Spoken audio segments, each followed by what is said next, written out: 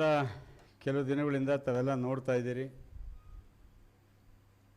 ನಾವು ಕಳೆದ ಚುನಾವಣೆಯಲ್ಲಿ ನಮ್ಮ ಪಕ್ಷ ನಾವೆಲ್ಲ ಸೋತ ಮೇಲೆ, ಪಕ್ಷ ಸೋಲಿಲ್ಲ, ಪಕ್ಷದಲ್ಲಿ 19 ಜನ ಗೆದ್ದಿದ್ರು. ನಾವೆಲ್ಲ ಸೋತ ಮೇಲೆ ಕಾಂಗ್ರೆಸ್ ಪಕ್ಷಕ್ಕೆ ಅತಿಯಾದ ಹೆಚ್ಚಿನ ಶಾಸಕರನ್ನ ಈ ರಾಜ್ಯದ ಜನತೆ ಆಯ್ಕೆ ಮಾಡಿ ಕಳಿಸಿದ್ರು. ಅವ್ರಿಗೆ 5 ವರ್ಷಗಳ ಕಾಲ ಪೂರ್ಣಾವಧಿ ಮುಗಿಸ್ಬೇಕು ಅಂತಕ್ಕಂಥದ್ದು ನಮ್ಮದೆಲ್ಲ ಆಸೆ. ಆದರೆ ಅದೇ ಪ್ರಕಾರ ಅವ್ರ ಪಕ್ಷ ಅವ್ರು ಯಾರಿಗೆ ನಾಯಕತ್ವ ಕೊಡ್ತಾರೋ ಮಗದೊಂದು ಅದಕ್ಕೂ ನಮಗೂ ಸಂಬಂಧ ಇಲ್ಲದೇ ಇರತಕ್ಕಂಥ ವಿಷಯ.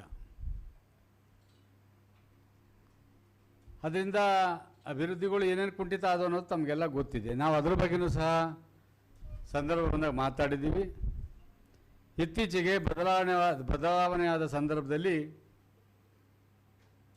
ಸನ್ಮಾನ್ಯ ಸಿದ್ದರಾಮಯ್ಯನವರು ರಾಜೀನಾಮೆ ಕೊಟ್ಟಿದ್ದಾರೆ. ಸನ್ಮಾನ್ಯ ಡಿ ಕೆ ಶಿವಕುಮಾರ್ ಅವರು ಮುಖ್ಯಮಂತ್ರಿಯಾಗಿ ಆಡಳಿತ ಪಕ್ಷದ ನಾಯಕರಾಗಿ ಆಯ್ಕೆ ಆಗಿದ್ದಾರೆ. ಸದ್ಯದಲ್ಲೇ ಮುಖ್ಯಮಂತ್ರಿಯಾಗಿ ಪ್ರಮಾಣ ವಚನ ತೆಗೆದುಕೊಳ್ತಾರೆ. ಈ ಸಂದರ್ಭದಲ್ಲಿ ಕೆಲವು ಕಿಡಿಗೇಡಿಗಳು ಯಾರನ್ನೋ ಮೆಚ್ಚೋಸ್ಕೋಸ್ಕರ ನಮ್ಮ ಪಕ್ಷದ ವರಿಷ್ಠರ ಬಗ್ಗೆ ಬಹಳ ಕೇವಲವಾಗಿ ಮಾತಾಡಿದ್ರೆ ನಾವೆಲ್ಲೋ ದೊಡ್ಡ ಮನುಷ್ಯರಾಗ್ಬಿಡ್ತೀವಿ ಅಂತಕ್ಕಂಥ ಭಾವನೆಯಲ್ಲಿ ಮಾಧ್ಯಮಗಳು ತಾವೆಲ್ಲ ನೋಡಿದಿರಿ. ದೇವೇಗೌಡರ ಮನೆಯಲ್ಲಿ ಸೂತಕದ ಛಾಯೆ ಬಂದ್ಬಿಟ್ಟಿದೆ ಅಂತಕ್ಕಂಥದ್ದನ್ನು. ಸೂತಕದ ಛಾಯೆ ಅಂತಕ್ಕಂಥದ್ದು ಆ ಮನೆಗಳಲ್ಲಿ ಸಾವಾದ ಸಂದರ್ಭದಲ್ಲಿ ಸನ್ಮಾನ್ಯ ಚಲುವರಾಯಸ್ವಾಮಿಯವರು ಯಾರ ಸಾವನ್ನ ಬಯಸ್ತಾ ಇದ್ದಾರೆ ಅದನ್ನು ಅವರು ಸ್ಪಷ್ಟವಾಗಿ ಹೇಳಬೇಕು. ಸೂತಕದ ಛಾಯೆ ಏನಕ್ಕೆ ಬಂತು? ನಿಮ್ಮ ಪಕ್ಷದಲ್ಲಿ ನೀವು ಯಾರು ಅಧಿಕಾರ ಕೊಟ್ಕೊಳ್ಳಿ, ಇನ್ನೊಂದು 2 ವರ್ಷ ಅಧಿಕಾರ ಇದೆ, 1.5 ವರ್ಷ 2 ವರ್ಷ ನೀವು ಏನಾದರೂ ಮಾಡ್ಕೊಳ್ಳಿ, ನಾವು ಸಂತೋಷ. ನಾವು ವಿರೋಧ ಪಕ್ಷದ ಕೂತ್ಕೊಂಡು ಕೆಲಸ ಮಾಡ್ತಕ್ಕಂಥವ್ರು. ಸೂತಕದ ಛಾಯೆ ಏನಕ್ಕೆ ಬಂತು? ಇದು ನಾನು ಅವರ ವಿರೋಧಿ ಅಭ್ಯರ್ಥಿಯಾಗಿ ಪ್ರಶ್ನೆ ಮಾಡ್ತಾರೆ. ನನಗೂ ಅವರು ಶಾಸಕರು, ನನಗೂ ಅವರು ಮಂತ್ರಿ ಆಗಿದ್ದವರು. ನಾನು ಸೋತ ತಕ್ಷಣ ಅವ್ರು ನನ್ನ ಶಾಸಕರು ಅಲ್ಲ ಅಂತ ಹೇಳೋಕ್ಕೆ ಚಲುವರಾಯಸ್ವಾಮಿಯವರೇ ನನಗೆ ಇವತ್ತು ಶಾಸಕರು. ಆದರೆ ನನ್ನ ತಾಲೂಕಿನ ಜನತೆಗೆ ಅವಮಾನ ಆಗ್ತಾಯಿದೆ. ಒಂದು ಕಡೆ ಅವರ ಪಕ್ಷದ ಕಾರ್ಯಕರ್ತರಿಗೆ ಕಪಾಳ ಮೋಕ್ಷಕ್ಕೆ ಮಾಡಿದ್ರೂ ಇನ್ನೂ ಬುದ್ಧಿ ಬಂದಿಲ್ಲ ಅಂದರೆ ನಾವು ಯಾವ ರೀತಿ ಇವರಿಗೆ ಬುದ್ಧಿ ಹೇಳ್ತಕ್ಕಂಥದ್ದು? ಯಾರು ಸಾವನ್ನ ಬಯಸಿದಿರಿ ತಾವು? ಯಾರನ್ನ ಮೆಚ್ಚಕ್ಕೋಸ್ಕರ ಹೋಗ್ತಾ ಇದ್ದೀರಿ? ದೇವೇಗೌಡ ಇತಿಹಾಸ ಇಲ್ಲಿದ್ದೇ ನನಗೆ ಭಾಳ ಗೊತ್ತು ಅಂತ ಏನ್ರಿ ಗೊತ್ತು ನಿಮಗೆ? ಎಸ್.ಎಂ. ಕೃಷ್ಣರವರು ಒಂದು ಕಾಲದಲ್ಲಿ ಮುಗದೇ ಹೋದರು ರಾಜಕೀಯವಾಗಿ ಅಂತಕ್ಕಂಥ ಸಂದರ್ಭದಲ್ಲಿ ಜೀವ ಕೊಟ್ಟವ್ರು ಯಾರು? ಅವ್ರನ್ನ ಕರ್ಕೊಂಬಂದು ರಾಜ್ಯಸಭಾ ಮೆಂಬರ್ ಮಾಡಿ ತದನಂತರ ಅವರು ಮುಖ್ಯಮಂತ್ರಿ ಆಗೋವರೆಗೂ ಸಹಕಾರ ಕೊಟ್ಟವ್ರು ಯಾರು? ಇದೇ ಸದಾನಂದ ಗೌಡರು ಮುಖ್ಯಮಂತ್ರಿ ಆದಂಥ ಸಂದರ್ಭದಲ್ಲಿ ಸಂಪೂರ್ಣವಾಗಿ ಪಕ್ಷಾತೀತವಾಗಿ ಸಹಕಾರ ಕೊಟ್ಟಂಥವ್ರು ಯಾರು? ಇವತ್ತು ಡಿ ಕೆ ಶಿವಕುಮಾರ್ ಅವರು ಮುಖ್ಯಮಂತ್ರಿ ಆಗಿಬಿಟ್ರೆ ದೇವೇಗೌಡರು ಹೊಟ್ಟೆ ಹೊರೀತು. ಏನು ಪ್ಲ್ಯಾನ್ ಮಾಡಿದರು ದೇವೇಗೌಡರು? ನಾವಿವತ್ತು BJP ಜೊತೆ NDAನಲ್ಲಿ ನಾವು ಅವ್ರ ಜೊತೆಯಲ್ಲಿದ್ದೇವೆ. ಕಾಂಗ್ರೆಸ್ನವ್ರಿಗೆ ಏನು ಪ್ಲ್ಯಾನ್ ಮಾಡೋಕ್ಕಾಗ್ತದೆ? ನಾವು ಏನು ಹೇಳ್ತಾರೆ, ಅವ್ರ ಪ್ಲ್ಯಾನ್ ಫೇಲ್ಯೂರ್ ಆಗ್ಬಿಡ್ತು, ಅದಾವ ಏನು ಪ್ಲ್ಯಾನ್ ಮಾಡಿದ್ರು? ನಮಗೆ ಕಾಂಗ್ರೆಸ್ ಪಕ್ಷದಿಂದ ಯಾರೇ ಮುಖ್ಯಮಂತ್ರಿ ಆದರೂ ಸಹ ನಮ್ಮ ವಿರೋಧಿನೇ. ನಮ್ಮ ಪಕ್ಷಕ್ಕೆ ನಾವು ವಿರೋಧ ಪಕ್ಷಕ್ಕೆ ವಿರೋಧ ಮಾಡ್ತಾ ಇರ್ತೀವಿ. ಅವ್ರು ಮಾಡ್ತಕ್ಕಂಥ ಒಳ್ಳೆಯ ಕೆಲಸಗಳನ್ನ ಹೊಗಳ್ತೀವಿ, ಮಾಡ್ತಕ್ಕಂಥ ಕೆಟ್ಟ ಕೆಲಸಗಳನ್ನ ತಗೊಳ್ತೀವಿ. ಆದರೆ ಈ ರೀತಿ ಒಬ್ಬ ಅಪ್ರತಿಮ ಹೋರಾಟಗಾರ, ಈ ನಾಡು ಕಂಡಂಥ ಶ್ರೇಷ್ಠ ಆಡಳಿತಗಾರ, ಕನ್ನಡ ನಾಡಿನಲ್ಲಿ ಇವತ್ತು ಯಾರಾದರೂ ಪ್ರೈಮ್ ಮಿನಿಸ್ಟರ್ ಆದರೆ ಒಬ್ಬರೇ ದೇವೇಗೌಡರು. ಅಂಥವ್ರನ್ನ ಇವತ್ತು ಸಹ ಇಳಿ ವಯಸ್ಸಿನಲ್ಲಿ ನೀವು ಡೆಲ್ಲಿ ಬಿಟ್ಟು ಹೋಗಬಾರ್ದು, ನೀವು ಇರಬೇಕು, ನಿಮ್ಮ ಮಾರ್ಗದರ್ಶನ ಬೇಕು ಅಂತಕ್ಕಂಥದ್ದು ಆಡಳಿತ ಪಕ್ಷದವ್ರು ಕೇಳ್ಕೊಳ್ತಾ ಇರ್ತಕ್ಕಂಥ ಸಂದರ್ಭದಲ್ಲಿ ನೀವು ಅವ್ರ ಮನೆ ಸಾವಿನ ಸೂತಕದ ಮನೆ ಆಗಿದೆ ಅಂತ ಹೇಳ್ತಿರಲ್ಲ. ಏನಿದೆ ಇವ್ರಿಗೇನಾರು ಇದೆಯಾ? ಎಲ್ಲಿ ಕೇಳಕ್ಕೆ ಹೋಗಿದ್ರೆ ಎಲ್ಲೋಗಿದ್ರು ಮಾಯಾಮಂತ್ರ ಮಾಡಿಸೋದಕ್ಕೆ? ಇವ್ರಿಗೇನಾರ ಮುನ್ಸೂಚನೆ ಇದೆಯಾ? ಏನಾಗಿದೆ? ಇದನ್ನು ಹೇಳಬೇಕಾಗಿದೆ. ಇದನ್ನು ಬಹಳ ಖಂಡತುಂಡವಾಗಿ ಖಂಡಿಸ್ತೀವಿ. ಆತನ ಹೇಳಿಕೆಯನ್ನು ಇನ್ನು ಮುಂದೆ ಇದೇ ರೀತಿ ಬೇಜವಾಬ್ದಾರಿ ಹೇಳಿಕೆಗಳನ್ನ ಕೊಟ್ಟರೆ ಅದನ್ನ ಪರಿಸ್ಥಿತಿನ ಎದುರಿಸ್ಬೇಕಾಗ್ತಕ್ಕಂಥ ಕಾನ್ಸಿಕ್ವೆನ್ಸಸ್ ಎದುರಿಸ್ಬೇಕಾಗ್ತದೆ. ಆತ ಭಾಳ ತಪ್ಪು ಮಾಡ್ತಾ ಇದ್ದಾರೆ. ಅದೇನು ಅಧಿಕಾರದ ಮದನೋ ಹಣದ ಮದನೋ ಇಲ್ಲ ದುರಾಂಕಾರನೋ ಯಾವುದು ಅರ್ಥ ಆಗ್ತಾ ಇಲ್ಲ. ಬುದ್ಧಿ ಕಲ್ತ್ಕೋಬೇಕಾಗಿತ್ತು ಇಷ್ಟೊತ್ತಿಗೆ, ಇನ್ನೂ ಕಲ್ತಿಲ್ಲ ಅಂದರೆ ಏನರ್ಥ? ಇವರೇ ಶಾಶ್ವತವಾಗಿ ಅಧಿಕಾರದಲ್ಲಿ ಕೂತಿರ್ತಾರೆ ಅಂದ್ಕೊಂಡವರ? ಬರಲಿ, ಜನತೆ ತೋರಿಸ್ತಾರೆ. ಚುನಾವಣೆ ಬಂದಂಥ ಸಂದರ್ಭದಲ್ಲಿ ಯಾರ್ಯಾರು ಏನೇನು ಅಂತಕ್ಕಂಥದ್ದನ್ನ ತೋರಿಸ್ತಾರೆ. ಬರಲಿ, ಚುನಾವಣೆ ಬರಲಿ. ಇವ್ರದ್ದು ಏನು, ಇವ್ರ ಯೋಗ್ಯತೆ ಏನು, ನಮ್ಮ ಯೋಗ್ಯತೆ ಏನು, ಎಲ್ಲ ಯೋಗ್ಯತೆಗಳನ್ನು ತೆಗೆದಿರ್ತಾರೆ. ಆದರೆ ಈ ದೇಶ ಕಂಡಂಥ ಒಬ್ಬ ಅದ್ಭುತ ವ್ಯಕ್ತಿಯ ಕುಟುಂಬದ ಬಗ್ಗೆ ಮಾತಾಡ್ತಕ್ಕಂಥದ್ದು, ಅವ್ರ ಬಗ್ಗೆ ಮಾತಾಡ್ಬಿಟ್ರೆ ನಾನೆಲ್ಲ ದೊಡ್ಡ ಮನುಷ್ಯ ಆಗ್ತೀನಿ ಅಂತಕ್ಕಂಥದ್ದು, ಅವ್ರನ್ನ ಹೆಸರಿನಲ್ಲಿ ಮಾತಾಡಿ ನಾನು ಲೀಡರ್ ಆಗೋಗ್ತೀನಿ ಅಂತಕ್ಕಂಥದ್ದು ಇವರ ಭ್ರಮೆ. ಆ ಭ್ರಮೆ ಬಹಳ ದಿವಸ ಉಳಿಯೋದಿಲ್ಲ, ಬಹಳ ಹತ್ತಿರದಲ್ಲಿ ಹೋಗ್ತಕ್ಕಂಥದ್ದು. ಈ ಸಂದರ್ಭದಲ್ಲಿ ನಾನು ಆ ಹೇಳಿಕೆಯನ್ನು ಭಾಳ ಖಂಡಿತವಾಗಿ ಖಂಡತುಂಡವಾಗಿ ಖಂಡಿಸ್ತಾ ಇದ್ದೀವಿ. ಇವತ್ತು ಯಾವ ಯಾವ ರೀತಿ ದ್ವೇಷವನ್ನು ರಾಜಕಾರಣವನ್ನು ಮಾಡ್ತಾ ಇದ್ದಾರೆ, ಯಾವ್ಯಾವ ಇಲಾಖೆಯಲ್ಲಿ ಯಾವ್ಯಾವ ರೀತಿ ಅವರು ಎಲ್ಲನ ಹಿಡಿತಕ್ಕೆ ತಗೊಂಡು ಕಂಟ್ರೋಲ್ ಮಾಡಿ ಜನಗಳಿಗೆ ಯಾವ್ಯಾವ ರೀತಿ ಹೆಂಗೆ ತೊಂದರೆ ಕೊಡ್ಬೋದು ಅಂತಕ್ಕಂಥ ನಿಮ್ಮೊಂದು ಉದಾಹರಣೆ ಹೇಳ್ತೀನಿ. ಬೆಳ್ಳೂರು ಪೊಲೀಸ್ ಲಿಮಿಟಲ್ಲಿ ಇತ್ತೀಚೆಗೆ ಈ ಸ್ಪಿಟ್ ಆಡೋರನ್ನ, ಕ್ರಿಕೆಟ್ ಆಡೋರನ್ನ ಅವ್ರನ್ನೆಲ್ಲ ರೈಡ್ ಮಾಡಿದ್ದಾರೆ. ಅಲ್ಲಿ ಪೊಲೀಸ್ನವರೇ ಮಾಡಿದ್ದಾರೆ. ಅದರಲ್ಲಿ ಇವರ ಕಡೆಯವರ ಮೇಲೆ ರೈಡ್ ಮಾಡೋರ ಕಾರಣಕ್ಕೆ ಇಬ್ಬರು ಪೊಲೀಸ್ನವ್ರನ್ನ ಟ್ರಾನ್ಸ್ಫರ್ ಮಾಡಿಸ್ತೀವಿ, ಸಂತೋಷ.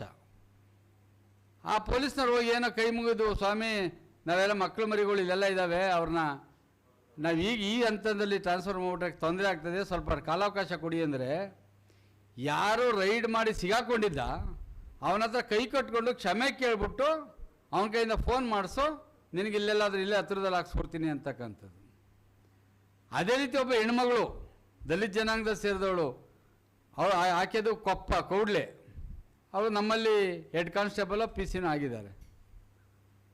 ನಾನು ಅವ್ರ ಮಗನ ಮದುವೆಗೆ ಹೋಗ್ಬಿಟ್ಟಿದ್ದೀನಿ ಅಂತ ನನ್ನ ಹೆಂಡತಿ ಅವ್ರ ಮೊಮ್ಮಗ ನಾಮಕರಣಕ್ಕೆ ಯಾವತ್ತೂ ಹೋಗಿದ್ದಾರೆ, ಹಳೆ ಫೋಟೋಗಳನ್ನ ಹಿಡ್ಕೊಂಡು ಇವರಿಬ್ಬರು ಸುರೇಶ್ ಗೌಡನ ಕಡೆಯವ್ರನ್ನ ಮೊದಲು ಇಲ್ಲಿಂದ ಆಚೆಗೆ ಹಾಕಿರಿ ಅಂದರೆ ಇದು ಯಾವ ರಾಜಕಾರಣ ಸ್ವಾಮಿ? ಇದು ನಮ್ಗೆ ಅರ್ಥನೇ ಆಗ್ತಾ ಇಲ್ಲ. ಆಗಲಿ, ಇದೆಲ್ಲ ಜನಗಳು ಮತ ಕೊಟ್ಟಿದ್ದಾರೆ, ಅವ್ರ ಅಧಿಕಾರ ಇದೆ, ಅವ್ರು ನಡೆಸ್ತೀನಿ. ನನಗೆ ನಿಮಗೆ ಉದಾಹರಣೆ ಹೇಳಿದಂಥದ್ದು ಇವರ ಅಕ್ರಮಗಳು ಏನೇನಿದ್ದಾವೆ ಅಂತಕ್ಕಂಥದ್ದು. DCC ಬ್ಯಾಂಕ್ನಲ್ಲಿ ಇನ್ಸೂರೆನ್ಸಿಂದ ಇದ್ದು ಬಿಟ್ಟಿಲ್ಲ, ಎಲ್ಲ ತಿನ್ಕೊಂಡಿದ್ದಾರೆ. ಹೇಳ್ತಾ ಇದ್ರು ನಮ್ಮ ನಾವು ಶಾಸಕರಾಗಿದ್ದಾಗ, BJP ಗೌರ್ಮೆಂಟ್ ಇದ್ದಾಗ, ಮನಮೂಲ್ನಲ್ಲಿ ಬಹಳ ಆಗಿದೆ ಅಂತ.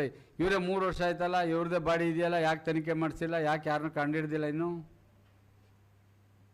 ಪಾಪ ನಮ್ಮ ರಾಮಚಂದ್ರ ಕಷ್ಟಪಟ್ಟು ಕಳ್ತನ ಹಿಡಿದು ಹಾಕಿದರೆ ಅವ್ರ ಮೇಲೆ ಆಪಾದನೆ ಮಾಡೋಕ್ಕೆ ಶುರು ಮಾಡಿದ್ರು. ಇವ್ರದ್ದೇ ಇದೆಯಲ್ಲ, ಈಗ ತನಿಖೆ ಮಾಡಿ ಹಿಡೀಲಿ, ಅದು ಯಾರ್ಯಾರು ಮಾಡಿದ್ರು ಅಂತ. ಯಾಕೆ ಮಾಡ್ತಾ ಇಲ್ಲ ಇನ್ನು? ಈ ಪರಿಸ್ಥಿತಿ. ಆದರೆ ನಾನಿವತ್ತು ಪಾಪ ಆತನ ಹುಟ್ಟದಬ್ಬ ಇವತ್ತಿರಬೇಕು, ನಾವು ಶುಭಾಶಯ ಕೋರಬೇಕಾಗಿತ್ತು. ಆದರೂ ಸಹ ನಾನು ಈ ಟೀಕೆನಲ್ಲೂ ಸಹ ಅವ್ರು ಹುಟ್ಟದಬ್ಬ ಒಳ್ಳೇದಾಗಲಿ, ಆರೋಗ್ಯ ಚೆನ್ನಾಗಿ ಕೊಡಲಿ ಅಂತ ಬಯಸ್ತಕ್ಕಂಥವ್ರು ನಾವು. ದೇವ್ರು ಒಳ್ಳೇದು ಮಾಡಲಿ. ಇನ್ನೊಂದು ಸಾರಿ ದೇವೇಗೌಡರ ಬಗ್ಗೆ, ಅವ್ರ ಕುಟುಂಬದವ್ರ ಬಗ್ಗೆ, ಕುಮಾರಸ್ವಾಮಿಯವ್ರ ಬಗ್ಗೆ ನಾಲ್ಗೆನ ಉದ್ದ ಬಿಟ್ಟು ನಿನ್ನ ನಾಲ್ಗೆನ ಎಲ್ಲೆಲ್ಲಿ ಕತ್ತರಿಸ್ಬೇಕು ಅಂತಕ್ಕಂಥ ನಮಗೆ ಚೆನ್ನಾಗಿ ಗೊತ್ತಿದೆ. ನಿನ್ನ ಹತ್ರ ಅಧಿಕಾರ ಇರ್ಬೋದು, ಹಣ ಇರ್ಬೋದು, ದುರಾಂಕಾರ ಇರ್ಬೋದು, ಅದಕ್ಕಿಂತ 10 ಪಟ್ಟು ನಡೆಸ್ಕೊಳ್ತಕ್ಕಂಥ ಶಕ್ತಿ ನಮ್ಮ ಹತ್ರ ಇದೆ. ಜನಗಳು ನಮ್ಗೆ ಆ ಶಕ್ತಿ ಕೊಟ್ಟಿದ್ದಾರೆ ಅಂತಕ್ಕಂಥ ಈ ಸಂದರ್ಭ ಎಚ್ಚರಿಕೆ ಮಾತನ್ನು ಆತನಿಗೆ ಹೇಳ್ತಾ ಇದ್ದೀವಿ. ಧನ್ಯವಾದಗಳು. ಅವ್ರಿಗೆ ಒಂದ್ಸರಿ ಗೊತ್ತಾಗ್ಬಿಡ್ತದೆ ಯಾರ್ಯಾರ ಮನೆ ಸಾಯ್ತಾರೆ, ಯಾರ್ಯಾರ ಮನೆ ಬದುಕ್ತಾರೆ, ಯಾರ್ಯಾರ ಮನೆ ಇದಾಗ್ತಾರೆ ಅಂತ ಅವ್ರಿಗೆ ಗೊತ್ತಾಗ್ತದೆ. ಅದಕ್ಕೋಸ್ಕರ ಅವರು ಮುಂದಾಲೋಚನೆಯಿಂದ ಹೇಳಿದ್ದಾರೆ. ಇದು ಅದೆಲ್ಲ ಎತ್ತಿದ ಕೈಗಳು, ಅದೇನು ಓಪನ್ ಆಗಿ ಹೇಳ್ತಾ ಇದ್ದೀವಿ, ಅದೆಲ್ಲ ಎತ್ತಿದ ಕೈಗಳು ಅವರು. ಹಾಂ, ನಾನು ಇರಲಿಲ್ಲ. ಕೊನೆಗೆ ಹುಡ್ದಬ್ಬ ಶುಭಾಶಯ ಹೇಳ್ತಾ ಇದ್ದೀವಿ. ಸುರೇಶ್ ಗೌಡನ ಜೀವನದಲ್ಲಿ ಅಡ್ಜಸ್ಟ್ಮೆಂಟ್ ರಾಜಕೀಯ ಇಲ್ಲ, ಅದಕ್ಕೆ ಬೇರೆಯವ್ರು ಇದ್ದಾರೆ ಅಡ್ಜಸ್ಟ್ಮೆಂಟ್ಗೆ.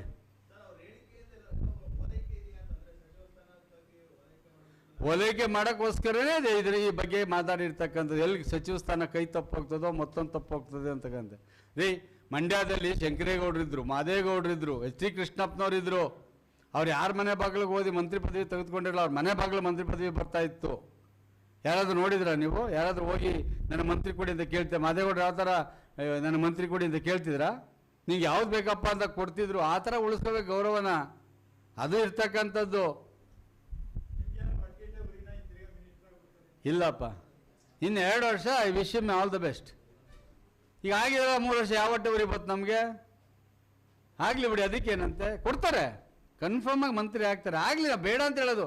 ಆದರೆ ಕೆಲವು ವ್ಯಕ್ತಿಗಳ ಬಗ್ಗೆ ಮಾತಾಡ್ತಕ್ಕಂಥ ಸಂದರ್ಭದಲ್ಲಿ ಇವರು ಈ ರೀತಿಯ ಶಬ್ದಗಳ ಪದಪ್ರಯೋಗಗಳನ್ನು ಮಾಡಿದ್ರೆ ಅದು ಎಂಥವ್ರಿಗಾದ್ರೂ ಸಹ ಅಸಹ್ಯ ಅನ್ಸೋದಿಲ್ವಾ? ಯೋಚನೆ ಮಾಡಿ, ನೀವೇ ಹೇಳಿ, ಯಾರ ಬಗ್ಗೆ ಮಾತಾಡ್ತೀವಿ ಅಂತ ಪ್ರಜ್ಞೆ ಇರಬೇಕಾಗ್ತದೆ.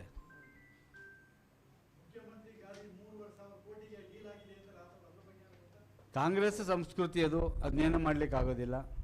ಅದು ಯಾವತ್ತಿದ್ರು ಕಾಂಗ್ರೆಸ್ ಸಂಸ್ಕೃತಿ, ಅದೇ ಸಂಸ್ಕೃತಿ. ಏನು ಮಾಡೋಕ್ಕಾಗುತ್ತೆ? ಅವರು ಪಾರ್ಟಿ ಕಟ್ಟಬೇಕಲ್ಲ, ಇಡೀ ದೇಶದಲ್ಲೆಲ್ಲ ಕರ್ನಾಟಕ ದುಡ್ಡು ತೊಗೊಂಡೋಗಿ ಪಾರ್ಟಿ ಕಟ್ಟಬಾರ್ವಾ? ಏನೂ ನಿರೀಕ್ಷೆ ಮಾಡಬೇಡಿ. ಈ ಕಾಂಗ್ರೆಸ್ ಸರ್ಕಾರ ಈ ರಾಜ್ಯವನ್ನು ಲೂಟಿ ಮಾಡೋದನ್ನು ಅತಿ ಹೆಚ್ಚಾಗಿ ನಿರೀಕ್ಷೆ ಮಾಡಿ ಇಟ್ಕೊಳ್ಳಿ.